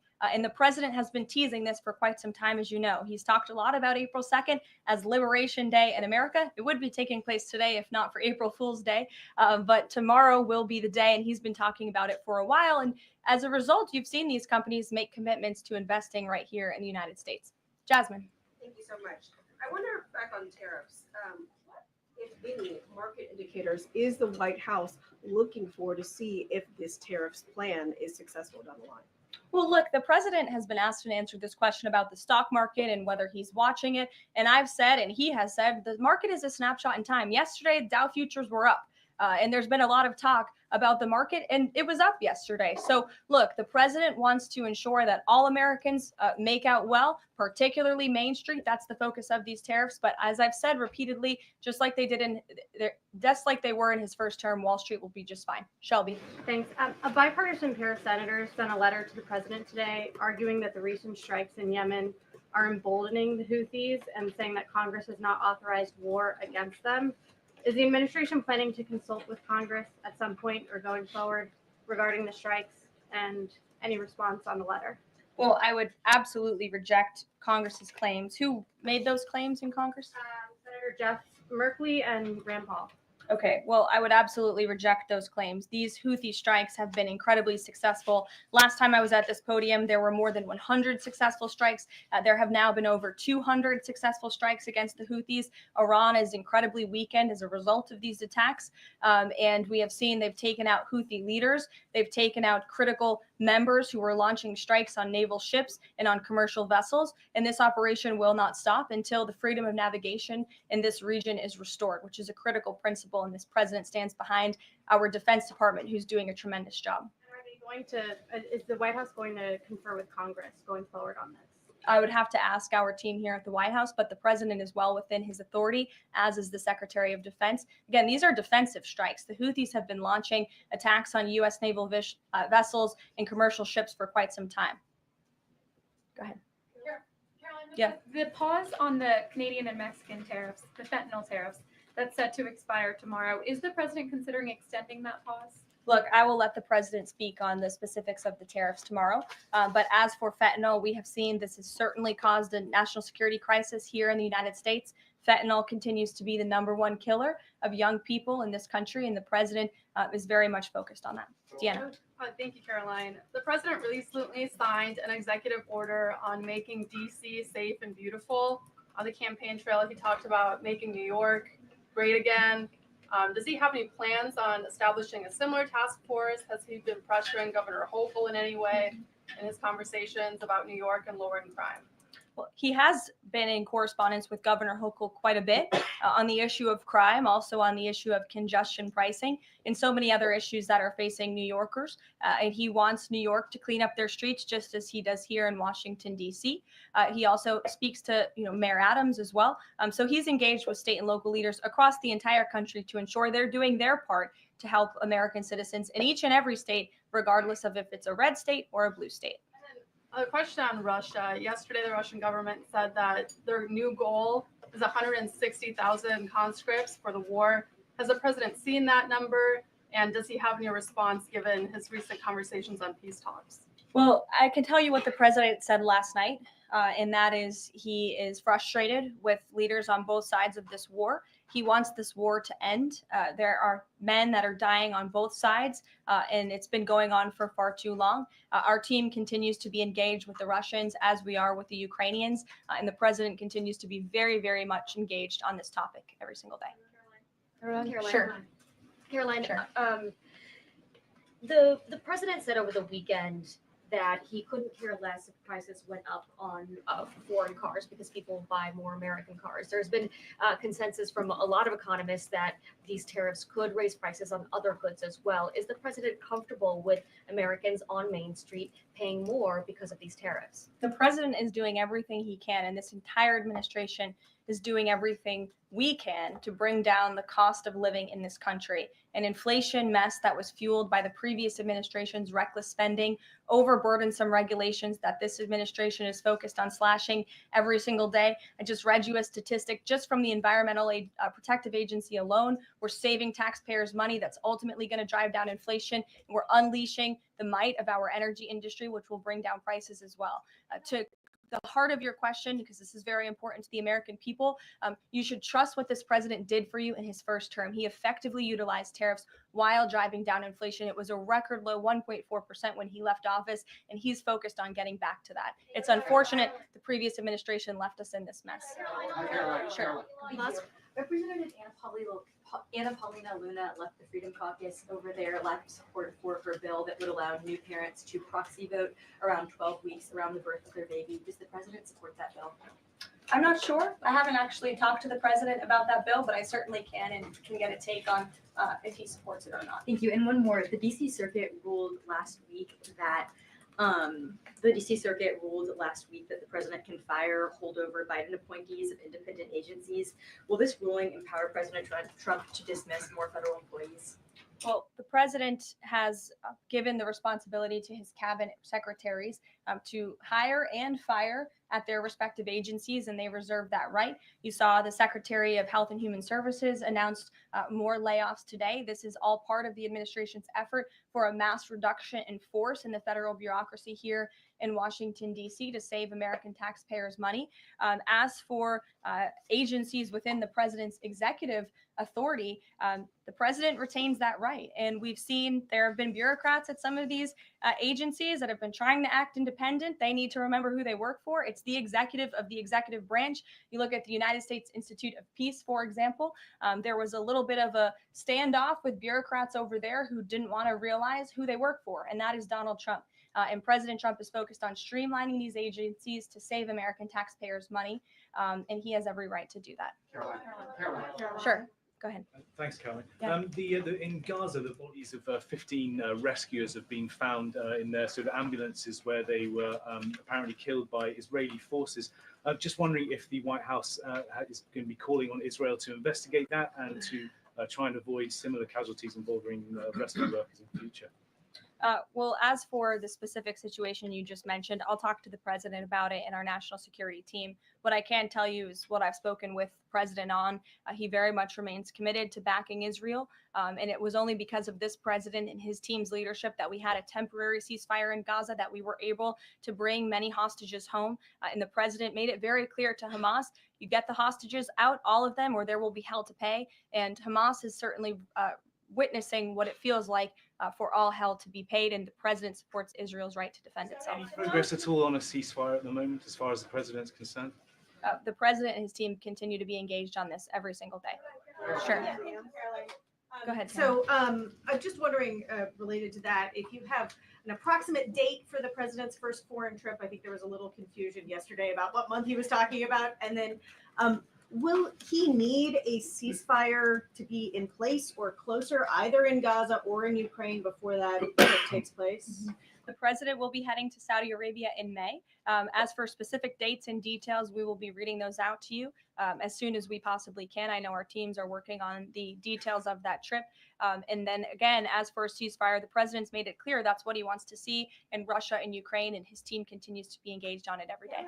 And Kelly, Signal, you said case closed yesterday. Do you, as that case was closed, do you have anything that you can share about what was learned, how this can be avoided in the future, any sort of findings from that investigation? The case is closed, and the president continues to have confidence in his national security advisor. Yes, Kelly. Kelly. Thanks, Caroline. So Sorry, the president Ed. has said. Ed, I'll come to you after. The president. I'm said, glad you're so eager to ask a question. It's Liberation Day. Yes, it is. Caroline, the president has said foreign Tomorrow. countries and companies will eat the cost of tariffs. In his speech on Inauguration Day, he said, quote, instead of taxing our citizens to enrich other countries, we will tariff and tax foreign countries to enrich our citizens. Right. So then why did he have to tell the domestic automakers not to raise prices? Well, that was a private conversation that was had. I'm not sure if that comment was made or was not made. But as for what the president said in his Inauguration Day speech, he's absolutely correct. A tariff will be a tax on these foreign nations, these foreign companies. And if they want to be absolved of that tariff, then they can come here to the United States of America to do business, bring their jobs here. Edward, go ahead. Thank you. So Canadians have been negotiating with the Commerce Secretary over the trade, the tariffs. How many companies are mutually talking with the U.S. or countries are mutually talking with the U.S. to lower tariffs? I don't have a specific number, but I can tell you there have been quite a few countries that have called the president and have called his team in discussion about these tariffs. But again, there's one country the president cares most about, and it's the United States of America, and doing what's best for the people who elected him to this office to restore their jobs, their wealth, and their prosperity. I'm looking at the clock. I have a hard out today. I have a hard out today because I'm actually heading over to the State Department with the First Lady of the United States. She will be delivering remarks at 1 o'clock this afternoon at the 19th International Women of Courage Award ceremony with our great Secretary of State, Marco Rubio, that starts at 1. This is the 5th year Mrs. Trump is participating and standing with brave women leaders who embody American values abroad. And the First Lady, in her remarks today, will highlight the profound connection between the love and courage that will be shown by this year's honorees. I encourage everybody to tune in at 1 o'clock, and then we'll see you all tomorrow for Liberation Day. Thanks, guys. Thanks, Caroline. All right. Never a dull moment. Always an exciting time to do the program, and there's always going to be some type of tie-in, right? It's like I would have given anything to stream Kid Rock and Bill Maher and Dana White at the White House last night having dinner with Donald Trump. Bill Maher didn't even make an appearance, like, at all. Like, I don't think there's even photos of him there at the White House, but it is a raucous good time here in the golden era. It is a golden era for a reason. Carolyn Levitt wears a shirt that says blonde supremacy, right? Make America blonde again. She proved that she is the supreme White House press secretary with this epic takedown of MS-13 from the press corps. These people, Is there like a terrorist, murderer, rapist they won't defend? They protected Jeffrey Epstein for all these years. They protect Harvey Weinstein. They protect legitimately any monster they possibly can, as long as it means that they were able to dunk on the cons. And here's a perfect example of that today from the White House press briefing room. Here you go. Said you'd seen evidence that this man was a convicted gang member. In what court was he convicted and for what? This individual was an MS-13 ringleader. This individual was also engaged in human trafficking. And I'm glad you brought up this point again, because I would like to point out that if you just saw the headline from the insane, failing Atlantic magazine this morning, you would think this individual was Father of the Year, living in Maryland, living a peaceful life, when that couldn't be further from the truth. They didn't even mention in the title of that article, or even in the first paragraph, that this individual is an illegal criminal who broke our nation's immigration laws. He is a leader in the brutal MS-13 gang, and he is involved in human trafficking, and now MS-13 is a designated foreign terrorist organization. Foreign terrorists have no legal protections in the United States of America, and this administration is going to continue to deport foreign terrorists and illegal criminals from our nation's interior. But a judge ordered that he should remain in this country. So are you saying that it is okay to ignore a judge's ruling if you don't like it? Who does that judge work for?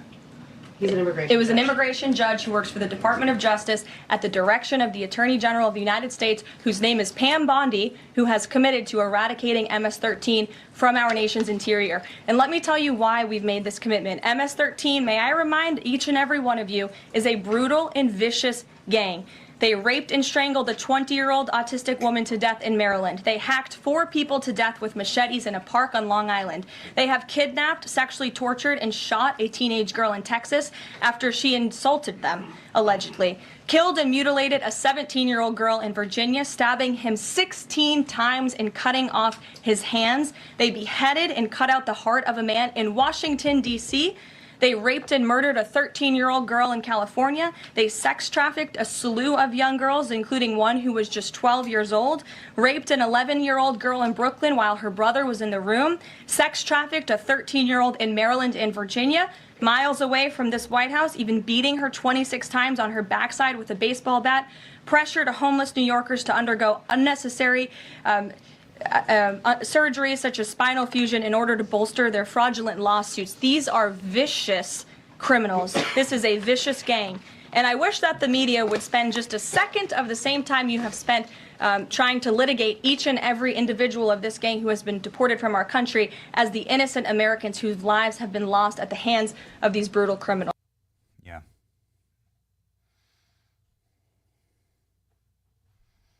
They don't care.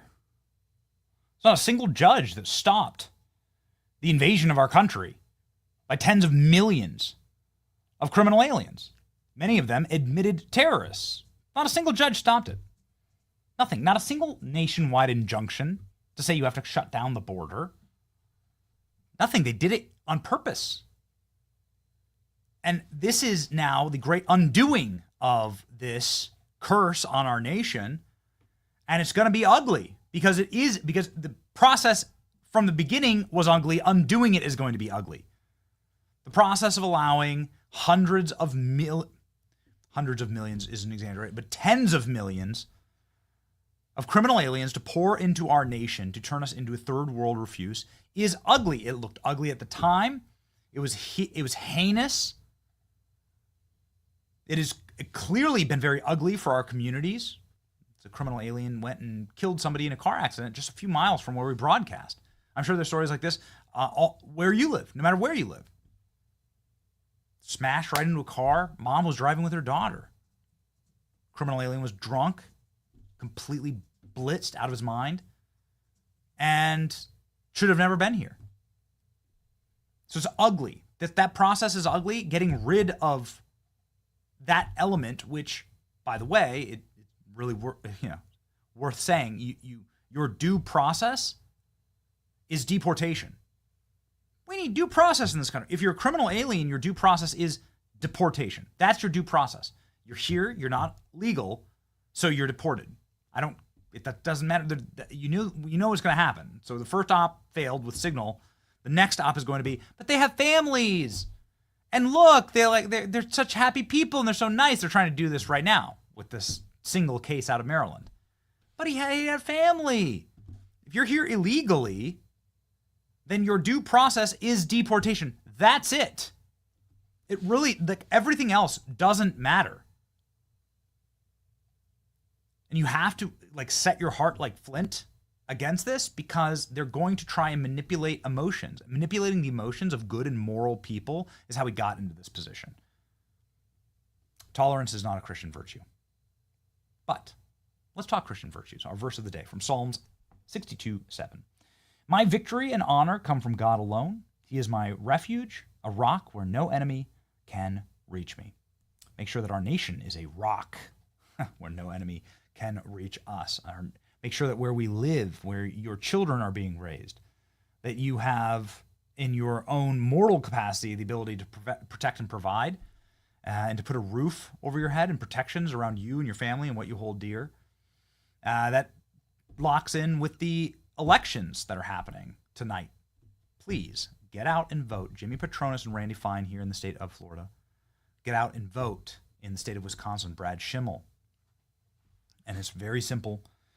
It's a very simple equation as to why you must do this. If you don't, then what's going to happen is President Trump's going to be put in prison. I mark my words. Donald Trump, if Democrats get a single one-seat majority in the House, they will impeach him the first day.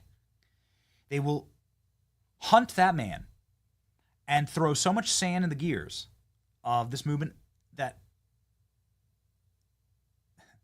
there will be no operability for President Trump to get anything done. What will happen next is whatever laws they can possibly pass in order to ensure that criminal aliens can vote in elections. They've already tried to do this in New York. That elections are as loose and as riggable as possible. They will do.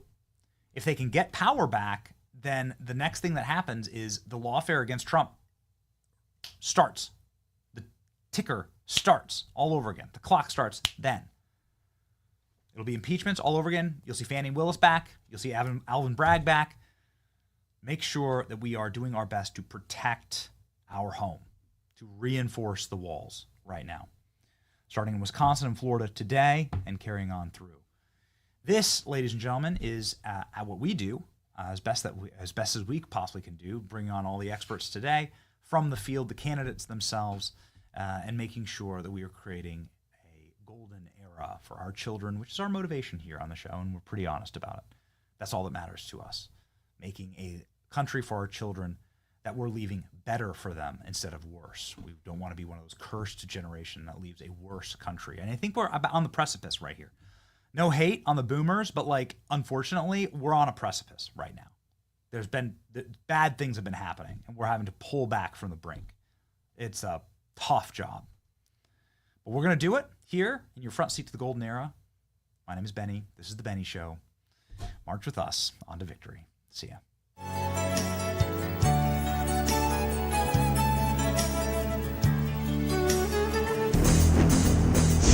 Okay, you two. How the hell with it? I don't care how you do it. Just kill him. Let's get it on.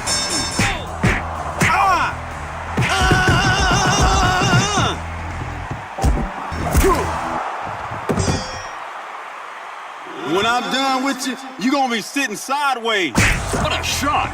Woo! Take a look, Nick. We've got an authentic Texas rodeo down in our ring. But I'll be... Hey, man, that ain't cool. Get off me! Well, Nick, another amazing battle, wouldn't you say? So, where the truth gon' be, faith and freedom on your TV screen. Stand up strong, battle through the night. The Benny Show's here, bringing liberty to life. From the speeches to debates, Benny sharp like a blade, cutting through the lies, watch the truth cascade. With the warrior's heart, this man never fades. You know it's prime time when Benny invades. From saving the nation to stories untold, the Benny Show's a storm, see the truth unfold. Stay in the loop, let freedom take hold. Salting all the libs, soul never sold. It's the Benny Show, where the truth gon' be. Faith and freedom on your TV screen. Stand up strong, battle through the night. The Benny Show's here, bringing liberty to life. Liberty to light, bringing liberty to light. Liberty to light. bringing liberty to life. From the speeches to debates, Benny sharp like a blade, cutting through the lies, watch the truth cascade. With the warrior's heart, this man never fades. You know it's prime time when Benny invades. From saving the nation to stories untold, the Benny shows the storm, see the truth unfold. Stay in the loop, let freedom take hold. Salting all the libs, soul never sold. It's the Benny Show, where the truth gon' be. Faith and freedom on your TV screen. Stand up strong, battle through the night. The Benny Show's here, bringing liberty to light. Bringing liberty to light. Bringing liberty to light. Bringing liberty to light. Bringing liberty to light.